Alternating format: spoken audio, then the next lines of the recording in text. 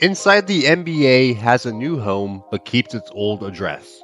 The league's billion-dollar experiment with the NBA Cup is paying off big time, and Nike picks a fight with one of its biggest critics. I'm your host Kyle, and welcome to Front Office Files, where we break down the biggest business moves in basketball from the past week. From Warner Bros. Discovery's settlement to petty corporate beef, this week showed us that the real game-changing plays aren't happening on the court. They're happening in corporate boardrooms and executive offices. Let's dive into the money moves that are transforming the NBA landscape. Our top story takes us behind the scenes of a major media deal that will reshape how you watch NBA basketball. Warner Bros. Discovery and the NBA have settled their legal battle over broadcast rights, and the solution is fascinating. While TNT is losing its regular game coverage after this season, they've worked out a deal to keep Inside the NBA on the air.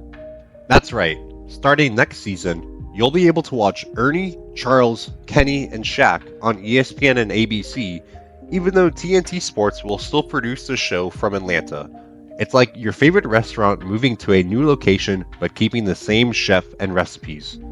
The deal also gives TNT Sports and Bleacher Report a global content license for NBA content with no rights fee for the next 11 years, plus continued partnership on NBA.com for 5 seasons. Here's where it gets interesting. This isn't just about keeping Barkley's one-liners on the air. The deal is expected to generate about $350 million in revenue for Warner Bros. Discovery over its lifetime through services, promotion, programming, and marketing. That's serious money for what is essentially a content licensing agreement without traditional broadcast rights. This whole saga tells us something crucial about today's media landscape. Live sports content is so valuable that media companies will move heaven and earth just to keep a piece of it. Even after losing their main broadcast package, Warner Bros. Discovery fought tooth and nail to maintain some connection to the NBA. Why? Because in a world of fragmented streaming and declining cable subscriptions, sports content is one of the few things that still reliably draws eyeballs and advertising dollars. This settlement is a masterclass in finding creative solutions. Warner Bros. Discovery gets to keep their most valuable NBA asset while expanding their international reach, and the NBA avoids a messy court battle right as they're rolling out their new $77 billion media rights deal with Disney, NBC Universal, and Amazon. We have reports on ratings numbers this season, and early returns are not good. Overall viewership is down 3% compared to last year, while ESPN has seen an even steeper 28% decline. But before we sound the alarm bells, let's look at the bigger picture and a potential solution that's already showing promise. Enter the Emirates NBA Cup, the league's ambitious attempt to make November basketball matter. The first game averaged 1.9 million viewers, up 71% from last year, while the Mavs-Warriors game peaked at 2.6 million viewers. Those are the kind of numbers that make broadcast executives smile. But why create this tournament in the first place? It's all about solving what I like to call the NBA's pre-Christmas problem. See, the league has always struggled to capture attention during the fall when they're competing with the NFL, college football, and the tail end of baseball season. Historically, NBA viewership doesn't really pick up until Christmas Day when the league showcases its marquee matchups. And with 20 out of 30 teams now either making the playoffs or play-in tournament, early season games need something extra to feel meaningful. So, teams are divided into groups, playing for a chance to make the knockout rounds in Las Vegas. The prize? $500,000 per player on the winning team. When you're talking about players on rookie contracts or veteran minimums, that's some serious motivation. But it's not just about the cash. The tournament creates storylines and stakes in what's traditionally been the boring part of the schedule. Those flashy courts that you've been seeing, they're not just for show. They're part of a broader strategy to make those games feel different from your typical regular season matchups. The early success hasn't come without criticism. Some argue the format is too complicated, that having regular season games count twice feels gimmicky. Others say the tournament needs more variety, maybe include G League teams or international clubs to spice things up. But here's the thing. When you're getting a 71% viewership bump in today's fragmented media landscape, you must be doing something right. This ratings bump is particularly significant given the broader context of the league's media rights. With the NBA's new $77 billion deal with Disney, NBC Universal, and Amazon set to kick in soon, proving that they can create compelling content in traditionally weak viewing periods is crucial. It's not just about the games anymore, it's about creating events that cut through the noise of an increasingly crowded entertainment landscape. Moving from national to local broadcasts, there's been a major development in the ongoing Diamond Sports bankruptcy saga. A Houston court has approved their restructuring plan, which includes agreements with 13 NBA teams, down from their previous portfolio but still representing a significant chunk of the league's local broadcast landscape. Starting December 5th, they'll introduce a $6.99 single-game streaming option through Prime Video and the newly rebranded FanDuel Sports Network. This is a major shift in how fans can access their local team's games, potentially setting a new standard for regional sports broadcasting. The NBA is about to shake up one of its longest-standing traditions.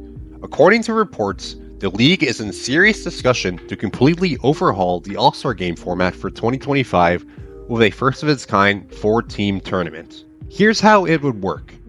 3 teams of 8 All-Stars each, plus the winners of the Rising Stars game as the 4th team. It's like taking the best of March Madness and bringing it to the NBA's mid-season showcase. This isn't just a random experiment.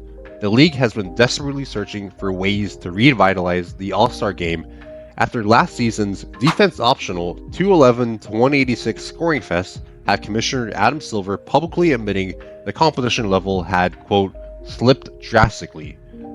When you've got the commissioner saying things are bad, you know changes are coming. The Bay Area's own Stephen Curry has been heavily involved in the planning, which makes sense since he'll be the face of the 2025 host city. And speaking of Curry, remember that epic 3-point shootout with the WNBA's Sabrina Ionescu last year? Well, they're looking to run that back, possibly with some new faces like Klay Thompson and Caitlin Clark. The NBA is clearly hoping that these format changes can breathe new life into what's become a stale weekend. Now, here's a story that shows how the business of basketball extends way beyond the court. Jaylen Brown and Nike are in the middle of what might be the most passive-aggressive corporate beef we've ever seen. It all started when Giannis Antetokounmpo and Brown had a minor on-court incident, with Brown calling Giannis, quote, a child in his post-game comments. Pretty standard NBA drama, right? Well, Nike decided to enter the chat. After Giannis dropped 59 points in his next game, Nike Basketball's official account posted, nothing childish about him, 59 for the Greek Freak. A clear shot at Brown. Jaylen's response? Y'all got weird energy. Now, this may seem like odd social media drama, but there's deeper context here. Brown claimed last summer that his criticism of Nike led to him being let off Team USA. For Nike, one of the biggest corporate partners to publicly take shots at a player is practically unheard of. It's the kind of move that only validates Brown's previous claims about the company's influence in basketball. The irony wasn't lost on fans either. We're quick to point out Nike's own controversial history with accusations of using child labor in their manufacturing. It's a reminder that in today's NBA, the battle between players and corporate interests often play out in real time on social media. Let's rapid fire through some other stories making waves around the league this week. The Jazz picked up a $2.92 million disabled player exception for Taylor Hendricks' season-ending injury. For those keeping score at home, that's exactly 50% of his rookie salary, and with their $8 million room mid-level exception still available, Utah's got some interesting financial flexibility heading into trade season. Speaking of flexibility, the NBA is getting creative with Bronny James and G League travel. The young prince won't be flying commercial with the South Bay Lakers for road games, but will only play home games at the Lakers training facility. Can't say I blame them from the business side. Imagine trying to get one of the most recognizable teenagers in sports through TSA. And in other famous Sun news, Kiyan Anthony, son of former Syracuse and NBA legend Carmelo Anthony, has announced his commitment to play ball at Syracuse next season. The league office has been busy writing checks, or rather, making players write them. LaMelo Ball got hit with a $100,000 fine, the maximum allowed under league rules, for unfavorable language during a post-game interview. Meanwhile, Anthony Edwards had to shell out $35,000 for an obscene gesture during an NBA Cup game. Remember, folks, all that fine money goes straight to the NBA and NBPA chosen charities. At least it's going to a good cause. As we wrap up this week's episode, there are several developing stories that could reshape the NBA landscape in the coming weeks. The Timberwolves ownership battle is deep in arbitration, with nearly $1 billion in the future of the franchise hanging in the balance.